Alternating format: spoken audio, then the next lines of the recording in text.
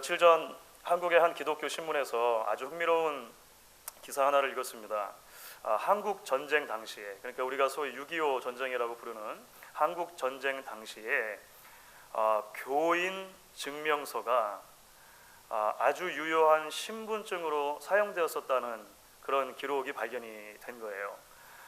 보시는 사진은 1952년 8월 1일에 영락교회에서 발급된 교인 증명서입니다. 잘 보이실지 모르겠는데 한쪽 앞면은 한국말로 돼 있고 뒷면은 영어로 돼 있어요. 전시니까 영어로 돼 있어요.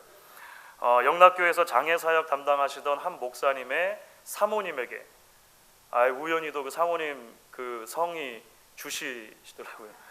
하여간 그 주 사모님께 통행증이 발급이 된 것입니다. 기록에 의하면 전쟁 당시에 교인들의 안전을 위해서 이 교인 증명서, 이분은 우리 교회 교인입니다, 그렇게만 써 있어요. 이분은 우리 교회 교인입니다. 교인 증명서를 발급해 줬다는 거예요. 그런데 그 교인 증명서가 전국적으로 유효한 신분증으로 사용이 됐다는 거예요. 전시이기 때문에 그 민간인들이 한강을 넘어가는 것을, 한강 도하하는 것을 아주 엄격하게 통제를 했었다고 합니다.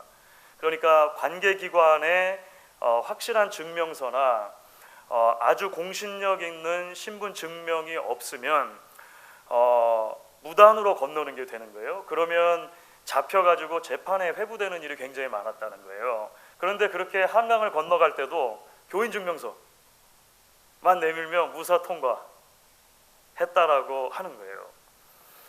어르신들은 기억하시겠습니다만 사실 한국의 주민등록이 최초로 발급이 된 것이 1968년이라고 저도 이번에 이제 공부를 하면서 들었는데, 그러니까 이제 그 이전 일이긴 합니다.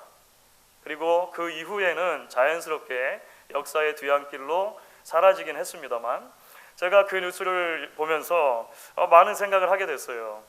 불과 한 70년 전 정도잖아요. 그러니까 세대로 치면 두 세대 정도인데, 그 당시에는 교인이다라고 하는 것, 이 사람이 어느 교회 교인이다라고 하는 것은 곧 믿을 수 있는 사람을 뜻했다는 거예요.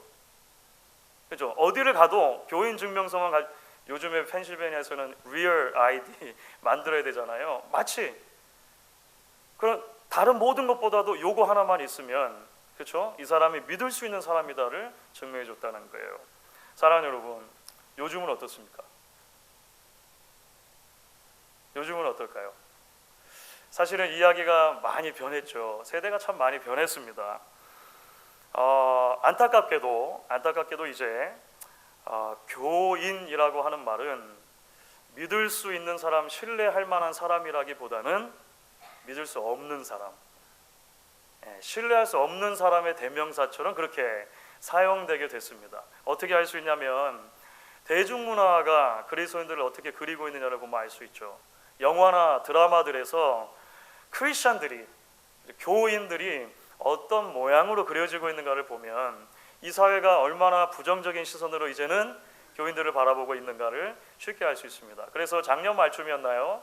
다른 기독교 신문에서 자조 섞인 그런 그 신문 기사 하나를 내놨는데 제목이 이랬습니다. 영화 속 나쁜 놈은 왜 다 교회 다닐까?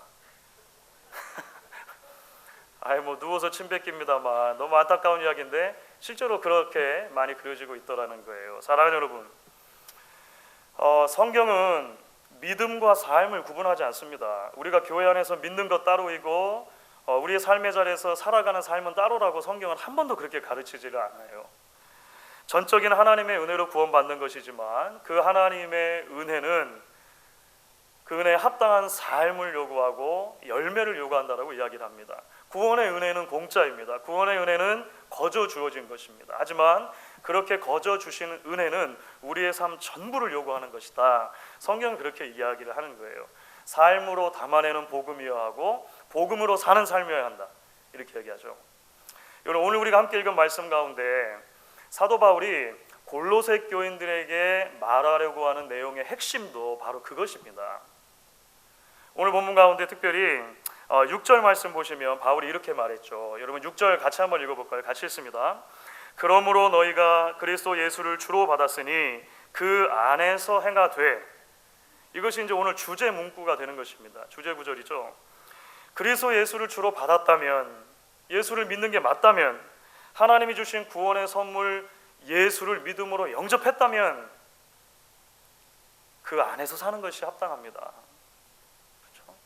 그렇죠? 빌립보서 말을 빌리자면 복음에 합당하게 생활해야 합니다라고 이야기를 하는 것입니다. 그래서 좀 더 구체적으로 예수 안에 산다는 게 무슨 의미인가? 예수 안에 산다는 것이 무슨 의미인가? 오늘 말씀을 통해 우리가 한번 조금 더 묵상해 볼 수 있으면 좋겠습니다. 물론 지난 한 70여 년 동안 두 세대 정도를 거치면서 일어났던 그 기독교인 이미지의 급격한 변화를 한꺼번에 다 바꿀 수 있다고 생각하지는 않습니다. 마치 단기 속성 하듯이 오늘 한 번의 설교로 모든 것에 대한 답이 다 내려질 수 있다고 생각하지 않아요. 하지만 오늘을 살아가는 그리스도인들인 우리에게 하나님께 주시는 이 말씀이 도전으로 들릴 수 있기를 바라고, 이 말씀을 우리가 함께 붙들 수 있기를 소망하는 마음으로 같이 말씀을 나누면 좋겠습니다. 여러분, 오늘 말씀 가운데 이제 첫 번째로 사도 바울이 그리스도 안에 산다는 것, 예수 안에 산다는 것은 무엇인가를 이런 방식으로 정의합니다. 예수 안에 산다는 것은 곧 세상 법칙이 아닌 그리스도를 따라 사는 것이다, 이렇게 대조하면서 이야기를 합니다. 세상 법칙이 아닌 그리스도를 따라 사는 것이다, 이렇게 오늘 말씀 이야기를 해요. 여러분, 8절 말씀인데요, 우리 한번 읽어보도록 하겠습니다. 8절 말씀을 같이 읽겠습니다. 누가 철학과 헛된 속임수로 너희를 사로잡을까 주의하라. 이것은 사람의 전통과 세상의 초등학문을 따름이요 그리스도를 따름이 아니니라.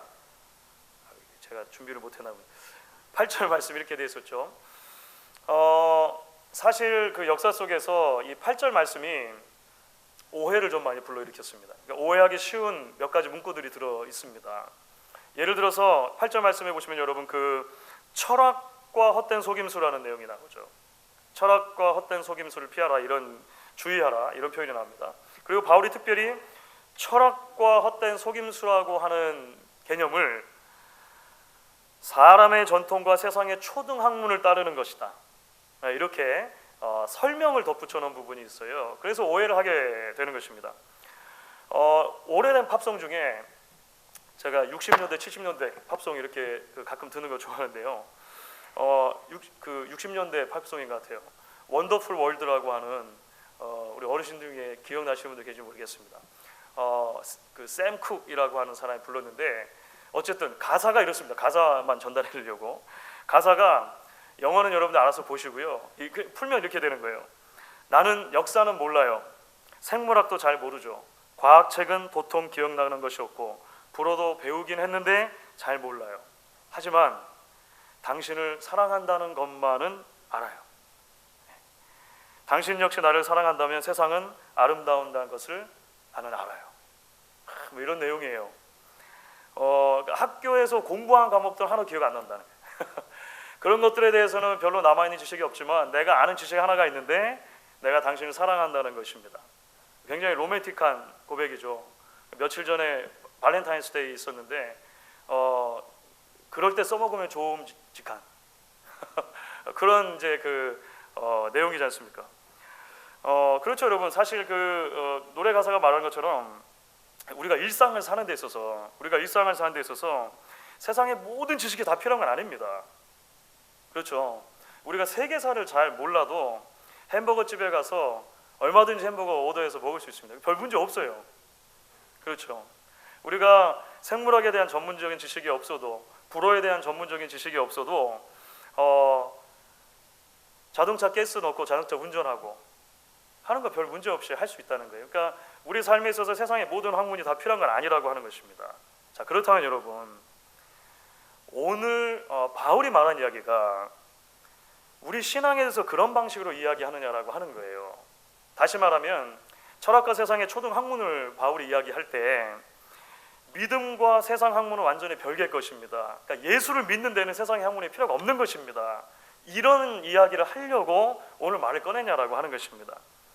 잘 믿고 기도만 열심히 하면 공부 안 해도 됩니다. 뭐 이런 거 있잖아요. 저희 자녀들은 들으면 좋아하겠지만 정말 바울이 그거를 얘기하려고 하냐라고 하는 거예요. 소위 신령한 지식을 가진 사람에게 세상의 석박사급의 지식도 초등 지식 정도일 뿐이다. 이렇게 바울이 얘기하는 걸까요? 아니죠. 바울은 그런 얘기를 하려고 하는 게 아닙니다. 사실 그런 오해들이 종종 있어 왔는데요. 바울이 말하려고 하는 것은 일반적인 의미에서 철학이나 세상의 학문이 다 필요 없다. 이것을 말하려는 게 아닙니다. 그렇게 이해하면 본문의 핀트 자체를 잘못 본 거예요. 왜냐하면 바울 당시 그리스 문화에서 철학이라고 하는 개념이 좀 광범위하게 사용됐기 때문에 그렇습니다. 여기서 말하는 철학은 학문의 한 분야로서의 철학을 말한다기보다 삶 전체를 이해하는 이야기로 우리가 이해하는 게 훨씬 더 적합할 것 같아요. 다시 말하면 세계관 같은 것입니다. 세계관. 그렇죠. 우리 모두는 삶 전체를 이해하는 그런 어떤 큰 이야기의 틀들을 가지고 있잖아요.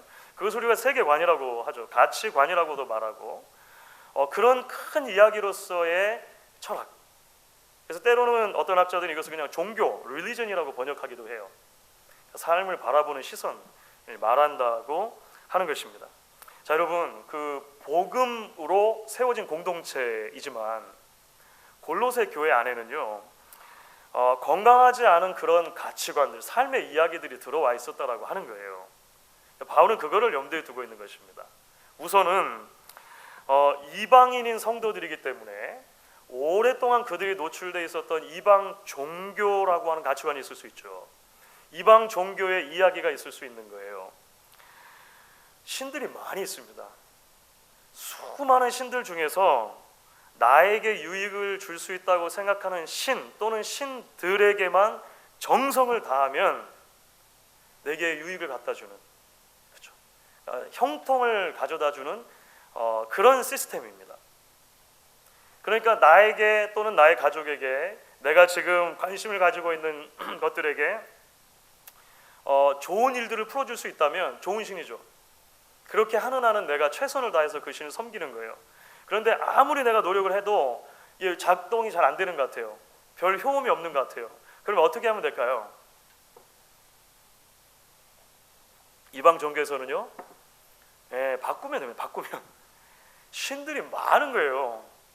이제 만신전이지 않습니까? 그런 여러 신들 중에서 내게 유익을 주는 순으로 싹 바꿔가지고 또 잘 해보고 이렇게 하는 것입니다. 이방 종교의 그 세계관이 전달해주는 가치 체계이죠. 그런가 하면 골로새 교회 안에는요, 로마 제국 전체가 숭배하는 그런 세속주의라고 하는 삶의 이야기도 가득했습니다. 그것은 뭐냐면 힘으로만 질서를 유지할 수 있다라고 믿는 거예요. 힘으로. 로마를 지배하는 아주 중요한 가치관 중에 하나가 것입니다. 힘으로 질서를 유지하고 평화를 유지하는 거예요. 그래서 힘이 필요하기 때문에 신분도 필요한 거예요. 힘이 필요하기 때문에 돈도 필요한 거예요. 힘이 필요하기 때문에 교육도 필요한 거예요. 그것이 세속주의 가치관이었다라고 하는 것입니다. 좀 더 미묘한 것이 있는데 그것은 율법주의적인 가치관입니다. 이 부분에 대해서는 오늘 아주 깊이 다루진 않고 다음 시간에 조금 더 이야기를 해보게 될 텐데요.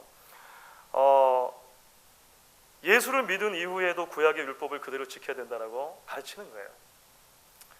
그것만으로 부족하니까 예수를 믿은 이후에도 구약의 율법을 그대로 지킴으로 공로를 쌓을 수 있다. 하나님의 마음에 들 수 있다라고 계속해서 가르치고 전하는 것이 율법주의였죠. 그러니까 바울이 여러분 8절에서 정말로 말하려고 하는 게 무엇입니까? 그러니까 바울은 이렇게 이야기하고 싶은 거죠.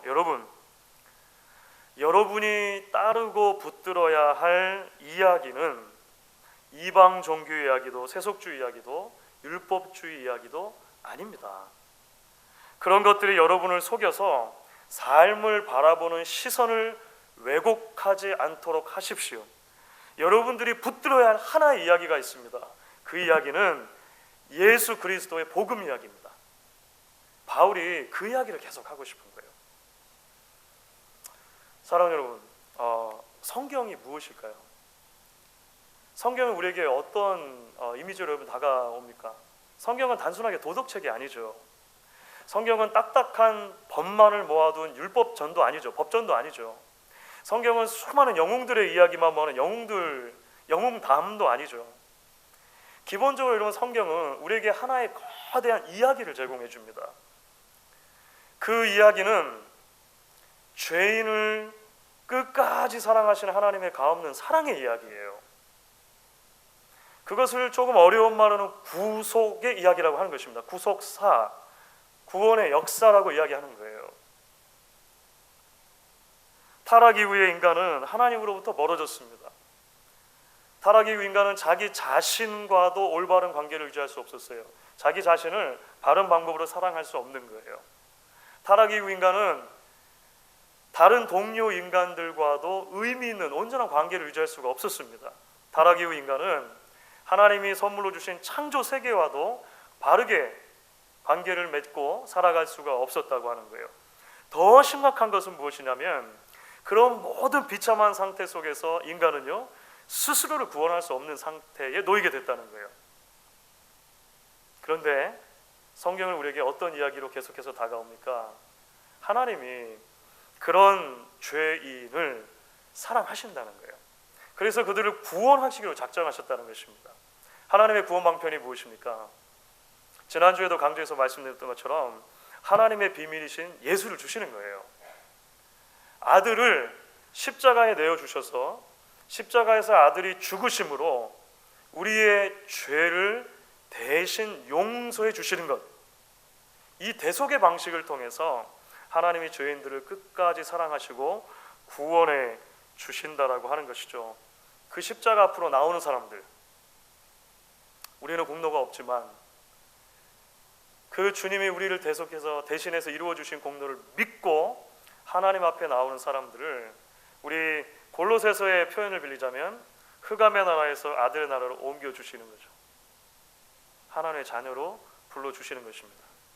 하나님께서 그렇게 구원해 주신 하나님의 백성들에게 복음에 합당한 삶을 살아야 합니다, 구원에 합당한 삶을 살아야 합니다 라고 말하는 것은요, 구원의 조건을 더하는 게 아닙니다. 하나님이 우리와 거래하시는 거 아니에요. 구원을 거래하시는 거 아닙니다. 열심히 계속 살아야 해, 그래야 끝까지 구원에 붙을 수 있는 거야. 아직은 펜딩 상태야, 펜딩. 하나님 그렇게 말씀하신 거 아니에요. 이미 얻은 구원에 대해서, 거저 주신 새 생명에 대해서, 이제 덤으로 얻게 된 삶에 대해서 감사하는 마음으로 살아가라는 것입니다. 애초에 하나님께서 에덴 동산에 우리를 창조하시고 두셨을 때 우리에게 기대하셨던 하나님의 원래 비전이 있으시죠. 그 비전을 따라 하나님의 형상대로 살아가라고 하나님 우리에게 이야기를 하시는 거예요. 사랑하는 여러분, 그래서 우리가 신앙을 가진다는 것은 무엇입니까? 우리가 믿음의 길을 계속해서 걸어간다는 것은 무엇을 말합니까? 나를 지배했던 삶의 이야기, 또는 지금도 끊임없이 나를 지배하려고 하는 수많은 헛된 삶의 이야기들을 나를 향한 하나님의 사랑 이야기라고 하는 복음 이야기 안으로 던져 넣는 것입니다. 날마다 그렇게 하기로 결단하는 거예요. 그렇죠. 돈과 권력과 쾌락이 전부라고 말하는 시대 속에서 복음의 렌즈를 통해 우리 인생을 바라보고 해석하기로 매일 결단하는 거예요. 이게 믿음이죠. 인간의 주인은 인간일 뿐이다 라고 믿고 가르치는 시대 속에서 자기를 부인하고 자기 십자가를 지고 조치라 라고 말씀하셨던 주님의 말씀에 매일매일 반응하기로 결단하는 것이죠. 인생은 무한 경쟁이고 성공을 위해서는 이웃도 철저히 이용하면 그만이다 라고 부추기는 이 세속주의 사회 속에서 같은 하나님의 형상으로 창조하신 내 이웃을 내 몸과 같이 사랑하라 하신 주의 말씀을 끝까지 붙들기로 결단하는 것입니다. 과거에도 그랬고 지금도 그렇고 우리에게 다가오는 수많은 삶의 이야기들이 있습니다. 우리 자녀들이 마주하게 될 수많은 가치 체계들이 있을 것입니다. 여러분들 좋아하시는 찬송 가운데 490장 주여 지난밤 내 꿈에 라고 하는 찬송가 있잖아요. 저도 아주 좋아하는 찬송가인데요. 490장 주여 지난밤 내 꿈에 3절이 사실 이 가사가 이렇게 되어 있습니다. 3절 가사는요, 세상 풍조는 나날이 변하여도 나는 내 믿음 지키리니 인생 살다가 죽음이 꿈 같으나 오직 내 꿈은 참되리라. 이렇게 고백하는 거예요. 복음이 주는 꿈이 참되다는 것입니다. 성경이 우리에게 전달해주는 이야기, 거대한 가치 체계가 참되다라고 우리의 신앙의 선배들은 고백했고 찬양했다라고 하는 거예요. 세상 풍조는 나날이 변해왔고 앞으로도 변해갈 것입니다. 하지만 그 급변하는 시대 속에서 끊임없이 우리에게 다가오는 가치관 속에서도 이 복음을 붙들고 믿음을 지키는 여러분들 되실 수 있기를 간절히 바랍니다. 여러분, 이제 두 번째로 그러면 좀 더 구체적으로 우리가 어떻게 그러면 나날이 변하는 세상 풍조 속에서 복음을 붙드는 삶, 성경 이야기 속으로 나의 삶을 던져넣는 삶, 그런 삶으로 나아갈 수 있냐고 하는 것이죠. 우리는 오늘 그것을 이제 바울이 계속해서 이제 설명하는데요. 예수 안에 산다는 게 뭔가, 예수 안에 산다는 것이 무엇을 의미하는가를 설명하는 두 번째를 통해 우리가 이것을 생각해 볼 수 있을 것 같습니다. 바울은 좀 더 나가서 오늘 본문 가운데 이렇게 얘기를 해요. 예수 안에 산다는 것은 도대체 무엇을 말하는가? 예수로 만족하는 삶이다, 이렇게 말합니다. 예수로 만족하는 삶이다. 오늘 9절과 10절 전반부를 보시면 대단히 흥미로운 그 표현이 등장을 하는데요. 여러분 한번 같이 읽어보겠습니다. 골로새 2장 9절과 10절 전반부까지 한번 같이 읽어볼게요. 같이 읽습니다. 그 안에는 신성의 모든 충만이 육체로 거하시고 너희도 그 안에서 충만하여졌으니. 9절과 10절에 충만이라고 하는 표현이 두 번 나옵니다. 충만. 이 충만이 뭐죠? 충만은 꽉 차 있다는 말입니다. fullness입니다. fullness. 저기 물컵이 있습니다. 물이 지금은 4분의 1 정도밖에 안 남은 것 같습니다. 제가 물을 많이 마시는 편이니까. 물이 지금 이 정도밖에 안 남았다는 말은 아직도 물을 더 부을 수 있는 여지가 있다는 거예요. 더 채워넣을 수 있는 여지가 있다는 거예요. 이 컵이 물로 충만한 상태라고 하는 것은 뭘 말할까요? 물이 입구까지 가득 차는 거죠. 한 방울만 떨어져도 넘칠 수 있는 상황, 완전히 꽉 차 있는 상태, 그것을 충만이라고 하는 거예요. 그렇죠? 더 이상 무엇인가가 끼어들 수 없는 상태, 완전히 가득 차 있는 상태, 그걸 충만이라고 그래요. 바울이 9절 말씀에서는요, 이 충만이라고 하는 단어를 먼저 예수님께 사용했습니다. 그렇죠? 자, 예수님께 사용하면서 충만을 어떻게 풀었냐면 이렇게 말해요. 예수 안에 신성의 모든 충만이 육체로 거하신다. 어렵죠? 예수 안에 신성의 모든 충만이 육체로 거하신다. 좀 어려운데 이런 말입니다. 하나님은 보이지 않는 하나님이시잖아요. 영이신 하나님, 보이지 않는 하나님의 완전하신 형상이 육체로 오신 예수님 안에 있다라고 하는 말이에요. 다시 말하면 이런 것입니다. 예수님은요, 거기다가 뭔가를 더 보태지 않아도 될 만큼 완전한 하나님이신 거예요. 그렇죠? 이 땅에 육신으로 오셨는데 완전한 하나님이 오셨다, 이렇게 그냥 이해하면 돼요. 거기에 더 다른 게 끼어들 필요 없는 거예요. 완전한 하나님이 오셨다. 그런데 오늘 바울은요, 이것을 조금 더 연결해서 어떻게 설명하냐면, 그 완전하게 오신 예수 안에서 하나님이 우리 죄인들을 위해서 자신을 완전히 다 비워주셨다라고 설명해요. 자, 이것이 오늘 말씀 가운데 좀 이해하기 어려웠던 부분이 뒷부분에 보면 11절에 할례라고 하는 표현이 나오는데, 그리스도께서 받은 할례, 그리스도의 할례라고 하는 표현이 나옵니다. 학자들마다 여러 가지로 보지만 이것은 사실 주님의 십자가 죽으심이라고 그래서 이해하는 것이 맞습니다. 그러면 가장 좋을 것 같아요. 예수님이 십자가에서 죄인들을 위해 죽으셨다는 거예요. 자, 이게 무슨 말이냐면, 다시 말씀드리면 보이지 않는 하나님이 예수님 안에 완전히 거하셨어요. 그런데 그 완전한 하나님의 형상을 가지신 예수님께서 십자가에서 우리를 죽이셔 우리를 위해 죽으실 때 예수님은요 물 한 방울, 피 한 방울 남기지 않고 다 쏟아부으셨다는 거예요. 하나님의 모든 충만하심이 그 안에 거하시는데 그 모든 충만함을 저와 여러분을 위해서 다 쏟아주신 거예요. 다 부어주셨다라고 하는 것입니다. 그 결과가 무엇입니까? 그 결과를 10절 전반부에서 바울은 우리에게 적용하는 거예요. 그 결과를 어떻게 적용합니까? 너희도 그 안에서 충만해졌다라고 하는 표현으로 설명하는 거예요. 너희도 그 안에서 충만해졌다. 이제는 여러분들이 예수로 가득 찬 것입니다. 이제는 여러분들이 하나님으로 가득 찬 것입니다. 여러분의 삶 속으로 완전하신 하나님의 전부가 들어와 주신 것입니다. 이렇게 말하는데요. 알 것 같기도 하고 잘 모를 것 같기도 하겠습니다. 이게 무슨 의미인가? 한 그 주석가가 이 부분을 그래서 설명하는 것이 좀 도움이 될 것 같아요.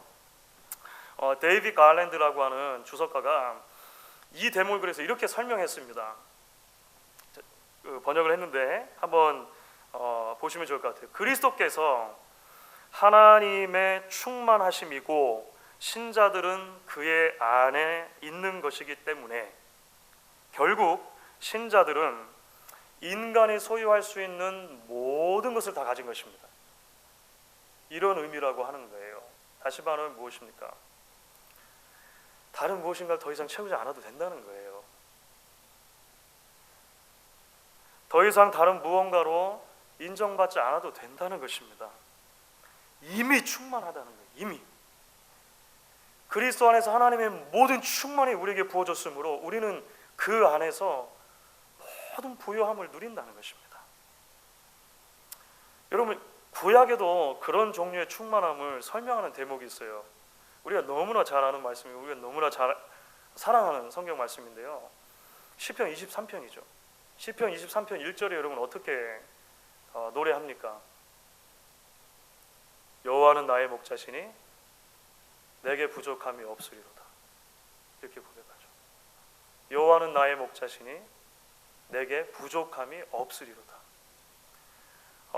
웨스트민스터 신학교에서 동문 수학했던 그 한 친구 목사님이 있는데요. 최근에 책을 한 권 썼습니다. 그 책의 제목이 더 이상 내려갈 곳이 없었다.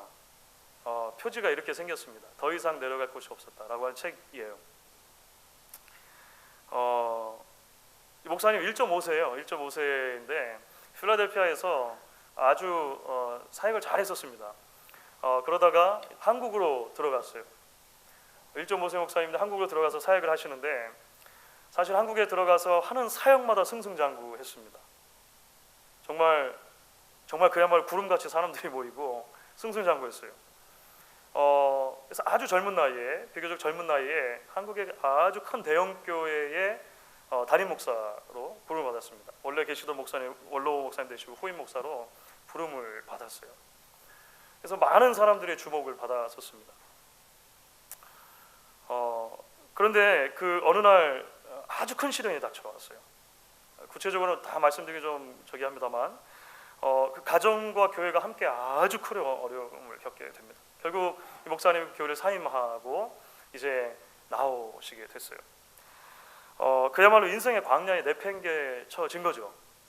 네.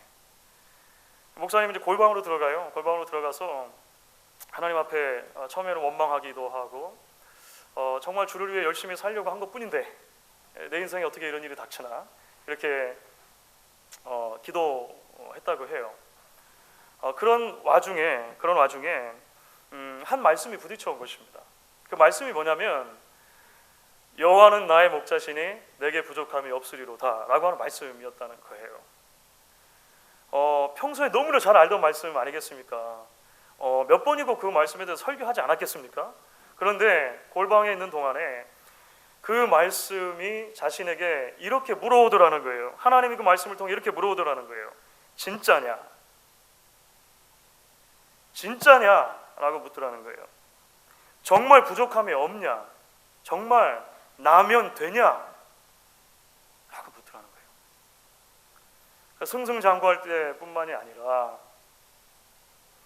더 이상 내려갈 곳이 없는 인생의 가장 밑바닥에서도 동일한 그 고백을 정말 드릴 수 있느냐, 하나님이 물으시는 것을 들었다는 거예요.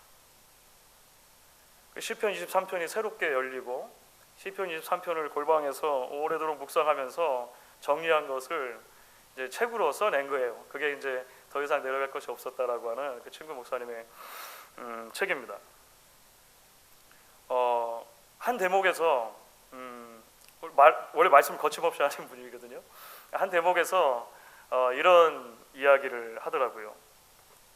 문제를 고쳐달라고 하지 말고 여호와 하나님을 목자로 붙잡게 해달라고 기도하자. 세상 것을 쏟아부어 달라고 기도하지 말고 세상의 마음을 빼앗기지 않게 해달라고 기도하자. 대목이 중간에 있었는데 아주 인상 깊었습니다. 주 안에 사랑하는 여러분, 신앙 고백을 드리는 것은 비교적 쉽지만 그 고백을 따라서 사는 것은 대단히 어려운 신앙의 여정입니다. 여러분, 그래서 바울도 오늘 말씀을 보시면 이렇게 이야기를 하죠. 6절과 7절 말씀을 붙여서 읽어보도록 하겠습니다. 같이 한번 읽어보겠습니다. 그러므로 너희가 그리스도 예수를 주로 받았으니 그 안에 뿌리를 박으며 세움을 받아 교훈을 받은 대로 믿음에 굳게 서서 감사함을 넘치게 하라. 우리의 삶이 고백의 주위만 맴돌지 않도록 예수 안에 뿌리를 내리고 그 위로 계속해서 세워가는 매일매일의 믿음의 결단이 있어야 한다라고 이게 진행형 의미로 사실 이제 이야기를 하는 건데요. 그렇게 우리에게 바울이 권면하는 것입니다. 사랑하는 여러분, 예수님 안에서 주신 이 복음의 이야기에 날마다 나의 삶의 이야기를 던져놓는 여러분들 되실 수 있기를 바랍니다. 그 복음 이야기가 우리를 초대하는 참된 충만의 삶을 누리며 생의 모든 자리에서 여호와가 내 목자시기 때문에 나는 부족함이 없습니다 라고 고백할 수 있는 저와 여러분 될 수 있기를 주의 이름으로 축원하겠습니다.